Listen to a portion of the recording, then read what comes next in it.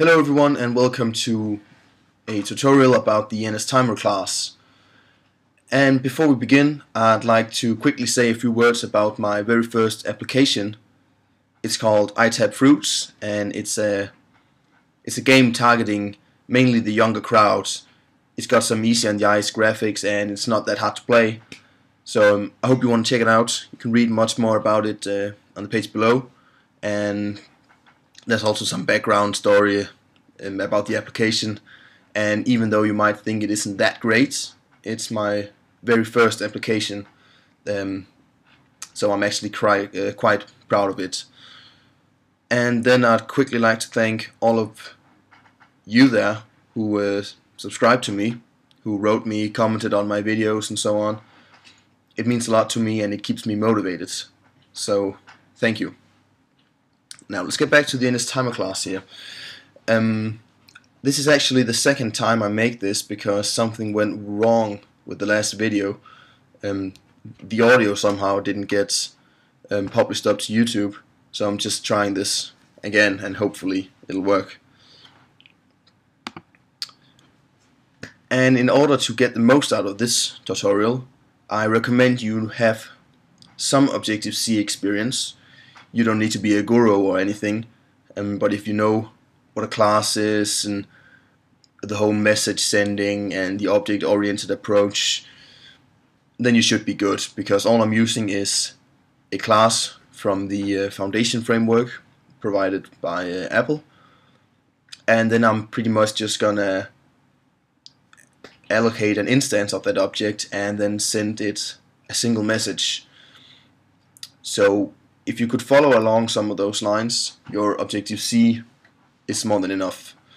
And of course you would need to know your way around Xcode, because I'm not gonna explain how Xcode works. It's a really powerful program, but I've got an introduction you can check out if you haven't about Xcode. And what I'll cover, or what I hope to cover, is what the NSTimer is.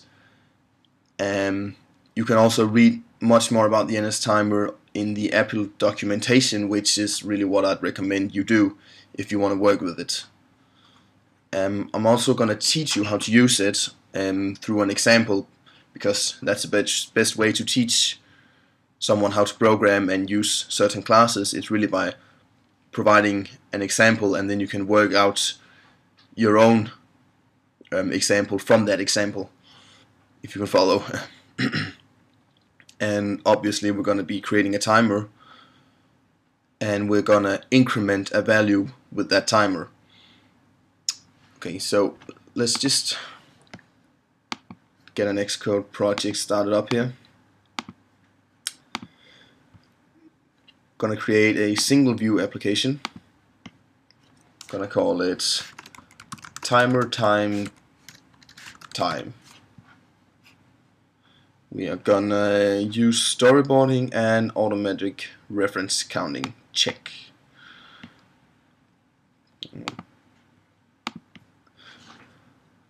Okay, and here we go. We have our delegate, header and implementation file, and our view controller and our storyboards.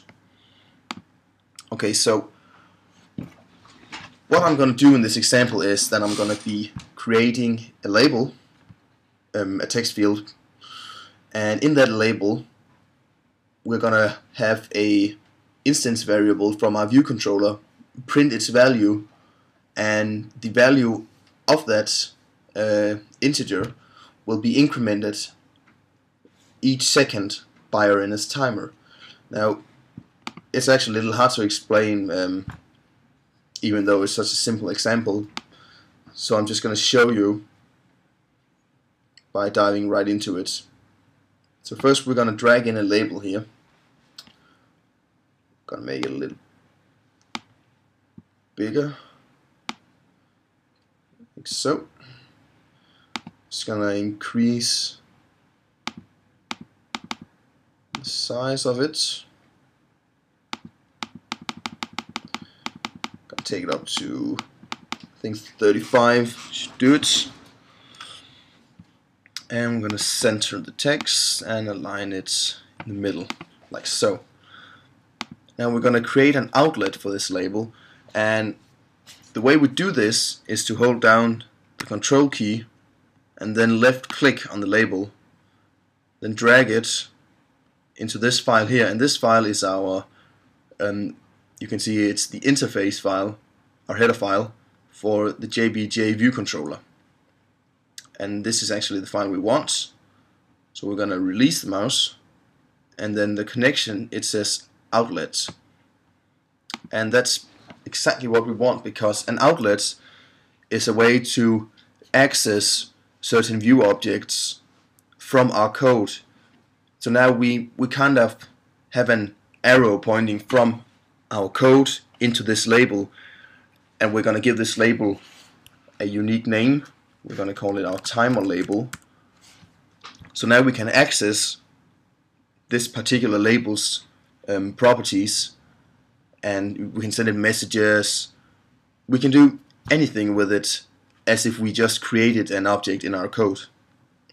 And we're going to have a strong reference, which is what you want the most of the times, and it's a UI label type.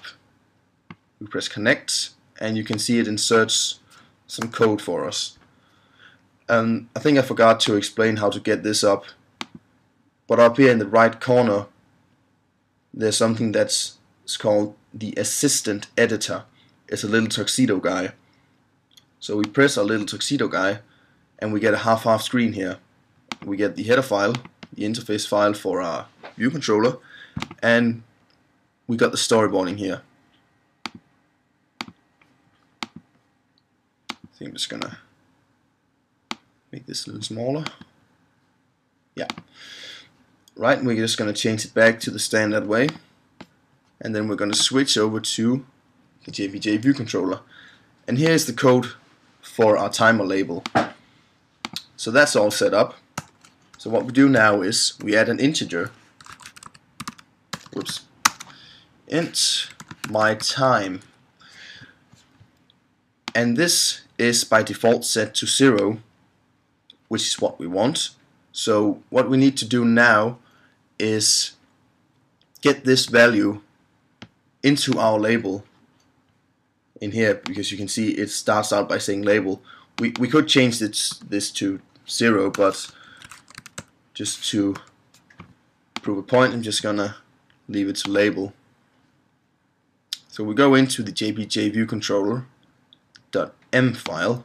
You can see it also synthesized our timer label here, which is what we want. So it created some setter and getter methods for us.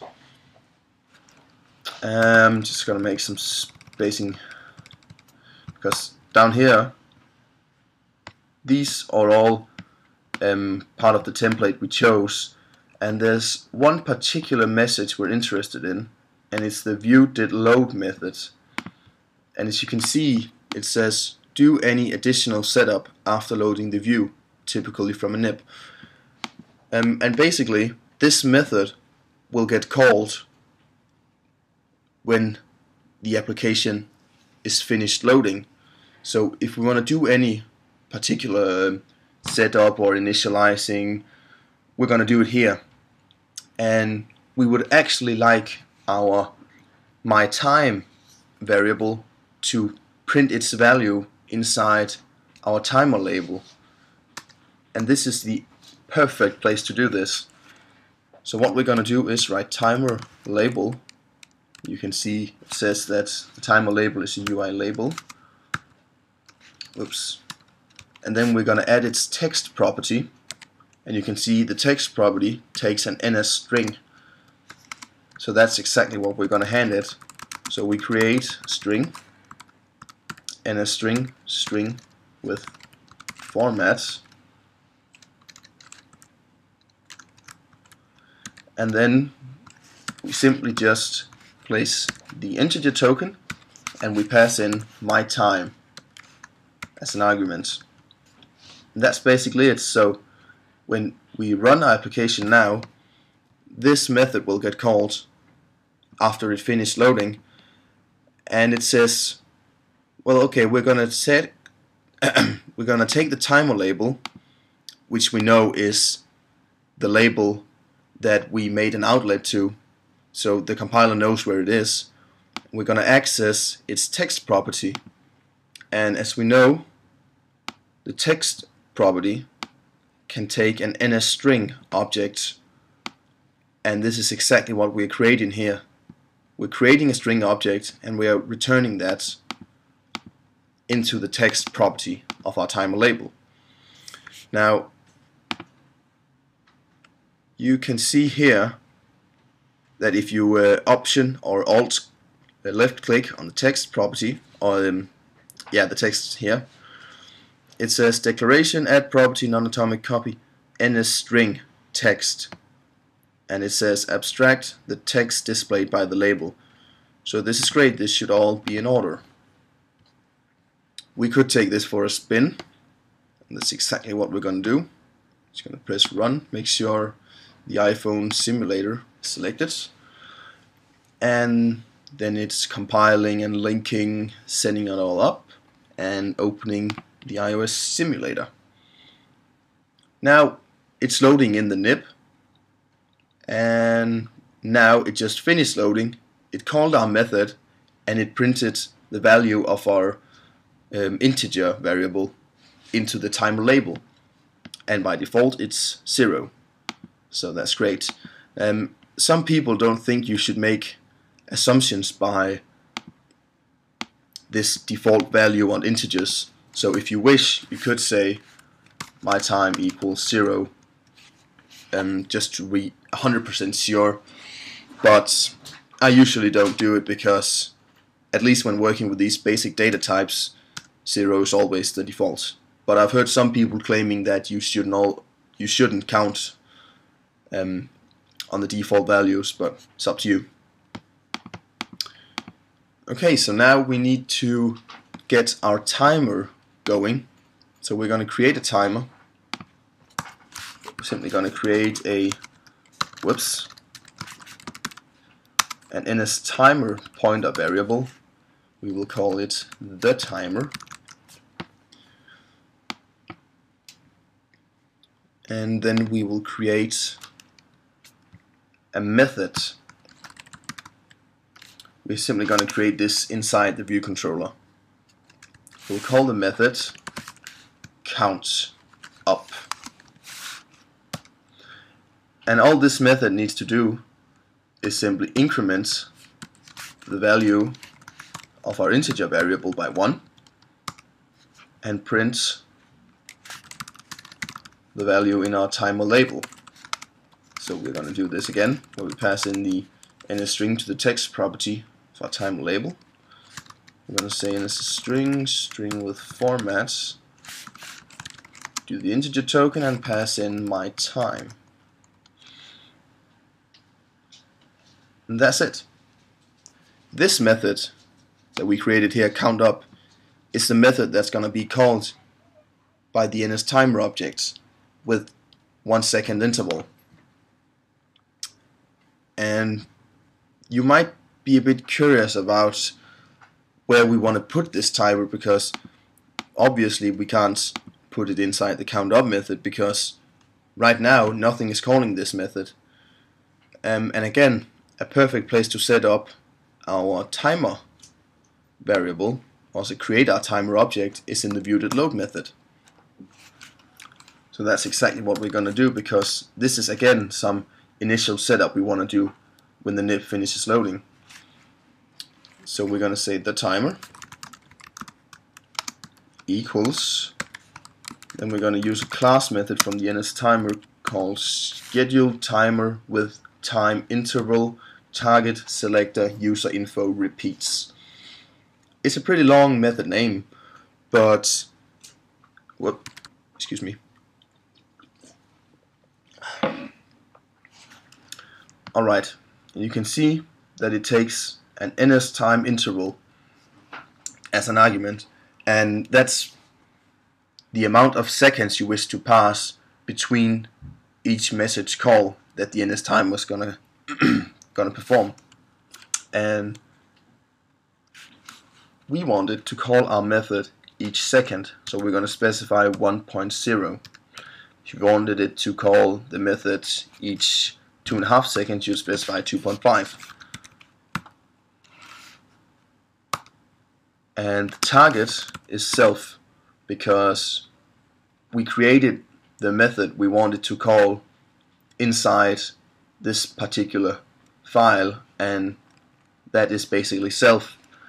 You specify where it can find the method it's going to call. And since the instance of this view controller is using the NSTimer, self is referring to its class, which in this case is the JBJ view controller.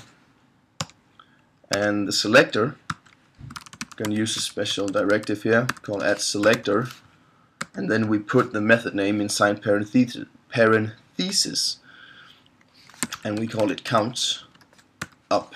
And then we close the parentheses.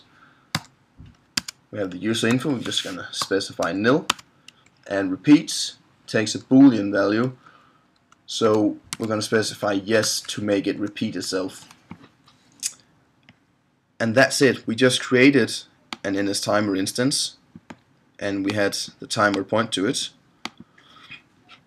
and now we're all set. If we run this, our count up method will be called each second, and what the count up method does is that it has to increment the value of my time and then print it again. So let's go ahead and run, see if it works. And it does. This will just keep on counting until your computer crashes or the whole world goes to shit. And in most cases you don't want the way to start it again. So we're gonna add 2 buttons. Just gonna drag in 2 buttons. I'm gonna call this one start, this one stop.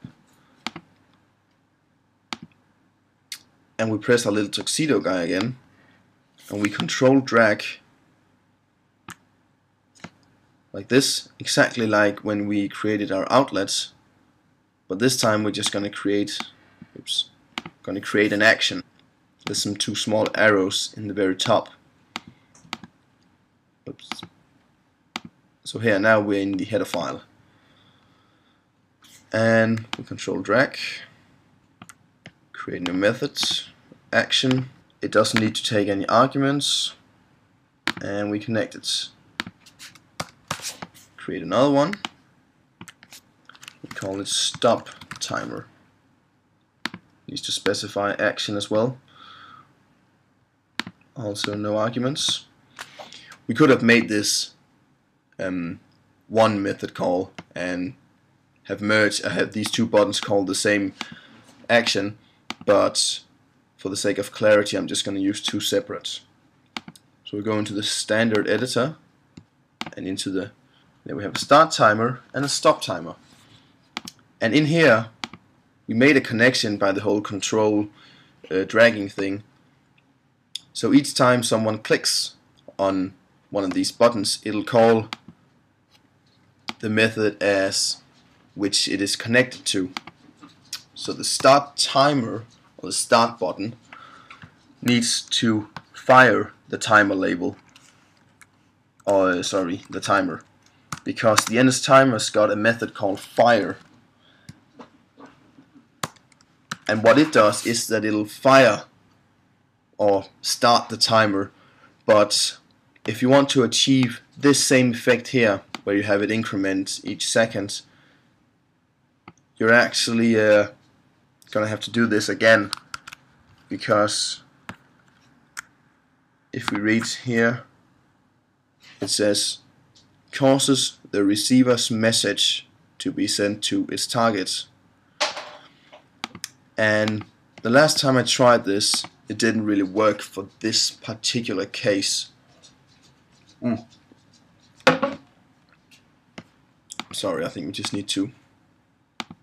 I just skipped ahead there. Down here we're just gonna say the timer invalidates. There we go. That's another NSTimer method. And when you send the invalidate to an instance of NSTimer, it's going to invalidate it and shut it off. Just going to see how this works. The invalidate should turn off the timer. It does. When we try to start it again, you can see it doesn't work. And that has to do with arg, because when we invalidate, there's actually nothing that's using this particular instance of a timer, so it's actually getting released and removed. So in order to have it fire again, we actually need to create a new timer. This might not be the most efficient way to do it, but because this application is so small, it's no worries. So we just copied what we did in the view.load up in the start timer. So now it creates a timer on startup down here in the view.load method. After it sets the text property of our timer label, creates the timer. It has the timer call its selector or its method each second, and the method is specified in self. The selector on the method is named countup, user info is nil, and it should repeat itself. It's exactly what we're doing up in the start timer as well, and also in the stop timer. So let's go ahead and run, see how it works. Stop the timer, we can start it again. Yeah, it works like a charm. But there, oh, that's actually interesting, because if I keep pressing, you can see that it's calling it faster and faster and faster. Each time I press it, it's actually gonna create a new NSTimer object and have it increment the value each time. So now we probably have around 20 NSTimers, and that's not optimal at all, and that's a big memory leak as well. So we're just going to do this simple test. If not the timer, that means if the timer is not pointing to anything, if it's not holding an NSTimer object, then we can go ahead and do this. And if it is, we're simply going to do nothing. So that simple little test should have fixed it. So I'll stop it. Start it. Oh yeah, sorry. Usually when you invalidate a timer, you want to set the timer to nil as well, because if we don't set it to nil, it's actually still pointing to the object in memory, and then we can't do this test because it's actually still pointing to it. But if we invalidate it and then set the timer to nil, it should be properly removed. And again, with the fire method, if you want to read up on the fire method, go ahead and do it in the documentation, because it is useful in some cases and in some cases it is not. So go ahead and read up on the NSTimer if you plan on doing some serious work with it. But our application should be working now, and it is.